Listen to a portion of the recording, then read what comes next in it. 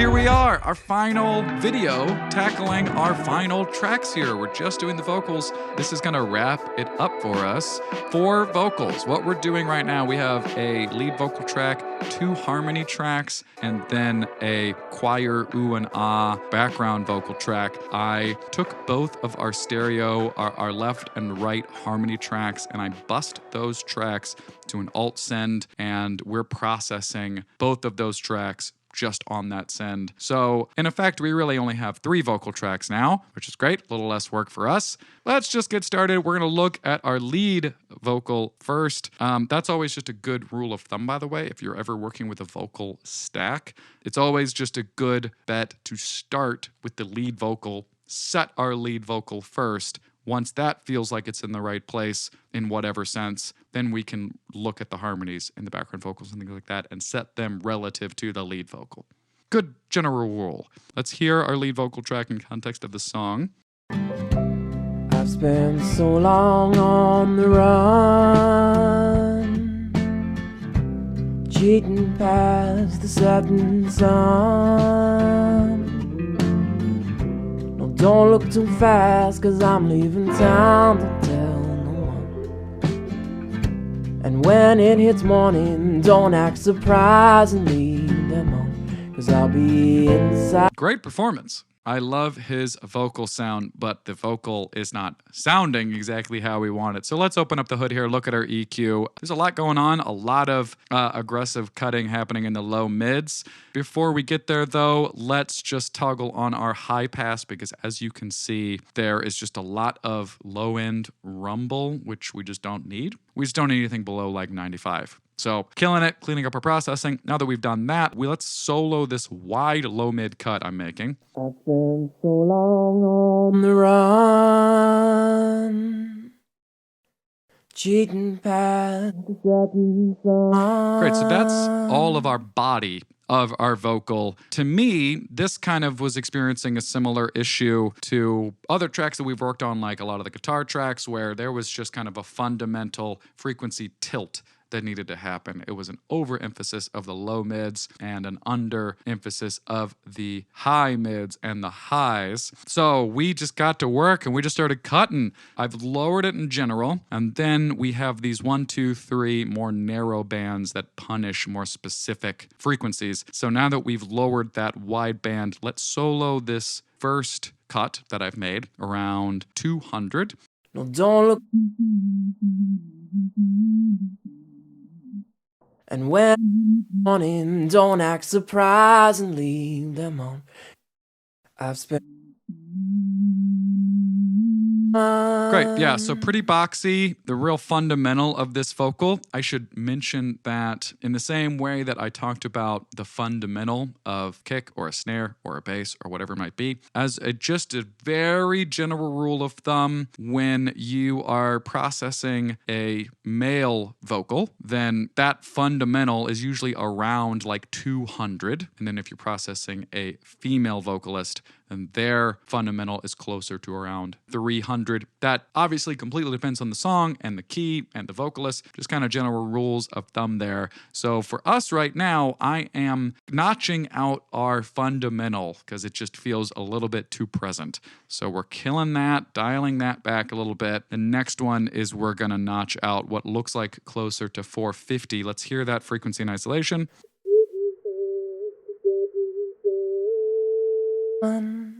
No, don't look too fast, 'cause I'm leaving town, don't tell no one. Okay, yeah, we are gonna notch that out a little bit more because it's just driving me crazy, feels overly present. And then our third and final little cut here, it's close to around 750. Let's hear it in isolation.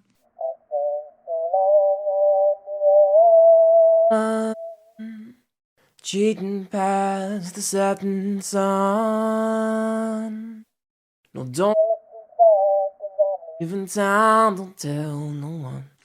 Yeah, just like such a boxy tone that we don't want as much as we have. So here, just what I've done now feels like a lot, but once we hear this vocal treatment in context, I'm confident that the low mids have been reined in and tightened up, but they still feel present and they still feel like it's enough, like the vocal still feels full. Finally, we added this high mid-range boost. If we solo it, we can hear that it kind of sounds like a radio or like a phone. When it hits morning, don't act surprised and leave them on.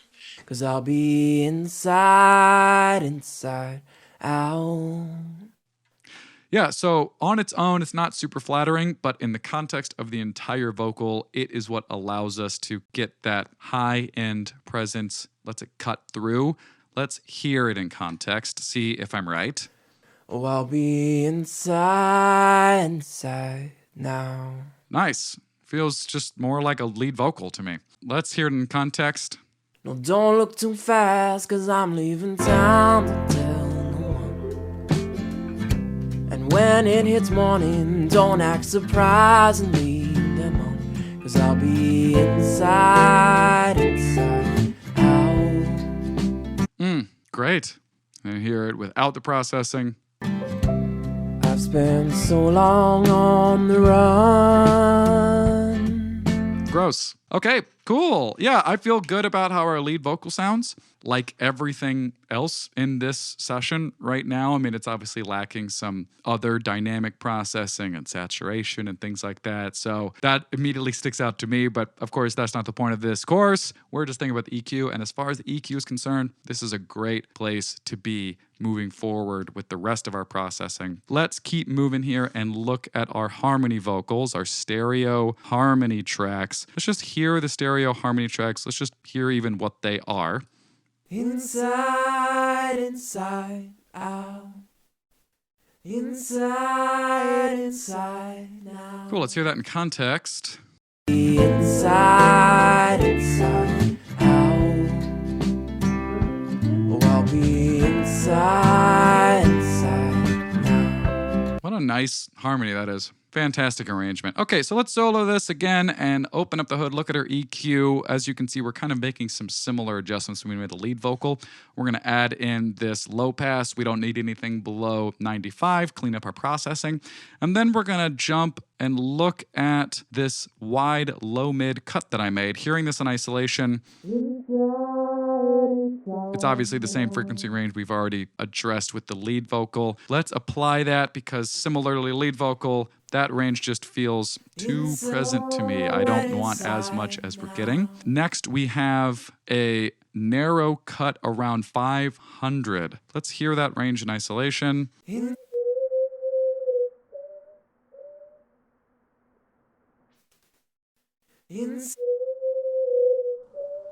Yeah, gross. Feels overly present to me. I really want to punish that, get that out of there. And then we have another cut that's a little wider. That's immediately to the right of it at about 750 hertz. Let's solo that range. Inside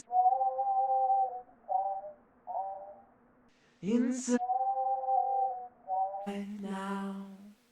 Again, another one that just kind of feels a little boxy, hollow. We don't want as much as we're getting. Finally, we have a fourth band, which is immediately right off the bat feels a little counterintuitive. It is a wide boost in the frequency range that we just finished cutting. More about that in 1 second. Let's just hear the range again.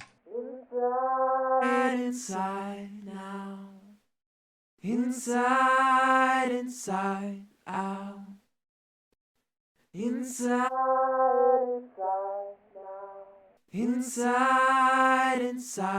out.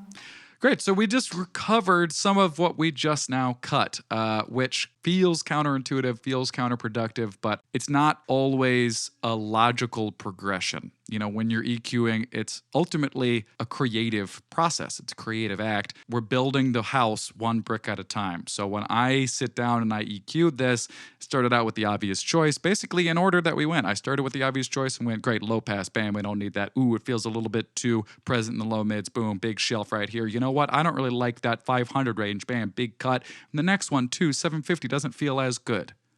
And I remember thinking, great, dunzo, knock that one out of the park. And then I heard it in context and I went, you know, I think I might have just kind of cut those mid-range frequencies a little bit too aggressively. What if I just kind of give it a wide boost back, let it kind of roll off a little bit more gently. Let's just see how that feels. I applied it, fixed my problem. It solved the issue, and I went, great, whatever, sounds good. I'm moving on. I'm keeping that. I didn't necessarily think like, oh, I'm such a chump. I'm adding and subtracting the same frequency. No, I didn't really think of it that way. It's creative. I'm glad that this made it into the video because this highlights again, it's a creative process. So what it doesn't exactly make visually kind of logical, technical sense, it gave me the final product that I wanted.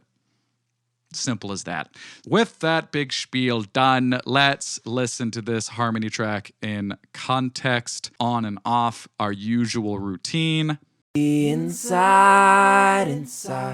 out. Oh, I'll be inside now. Great. Those feel great in a vacuum. And let's hear both of those with the processing off. Inside, out. Oh, I'll be inside now. Inside, out.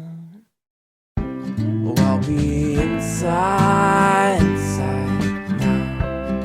Inside, out. Oh, I'll be inside now. Man, great. I am just thrilled with how our lead vocal and our harmony tracks sound now. They're just wow, this is all of a sudden just like a functioning song. Let's look at our last track of the course. We're looking at these background ooh and ahs. So let's just hear what this track even is.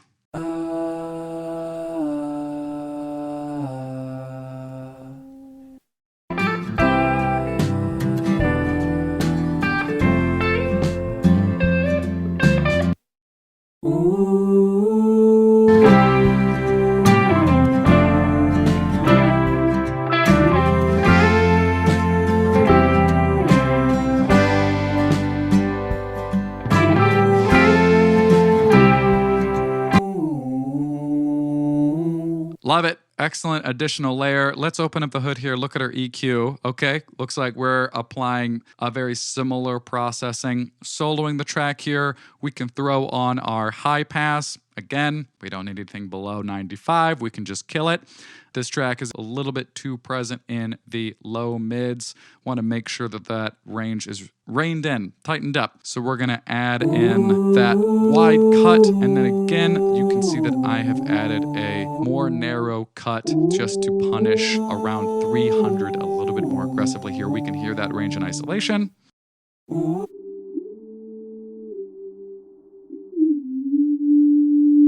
Little hollow, ooh, don't like that at all. The next one is this wide cut we can solo.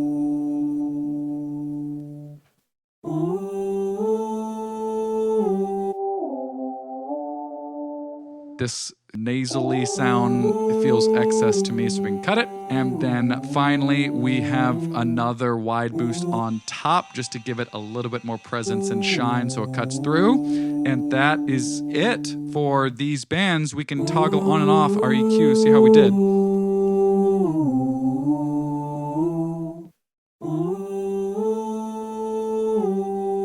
Nice, feels better than me, but let's hear it in context.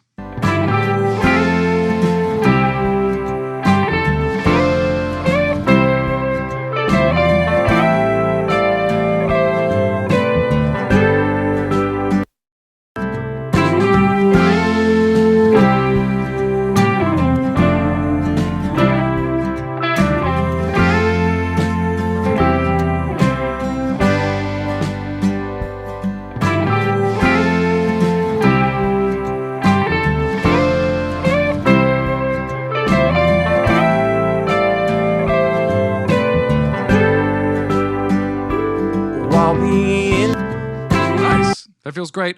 What a wonderful arrangement this is. I just love this song. And that does it. That does it. I can't believe it. We are done. We're done processing every single track. I can't believe the transformation that we've made with this song, with literally every single track only has a single EQ plugin. And it's a good song. That's really what it is. It's first and foremost a good song, and all we're doing is cleaning it up, highlighting what's working, taking away what's not. Anyway, feeling good. Happy, very happy with how this went. Before we get to our final conclusion module, we're going to do just one more quick video where we can just take a victory lap here and listen to an excerpt of the whole song with all the EQ, and then without the EQ, we can see how far we've come. So I'll see you in the next video for our little victory lap whole song recap.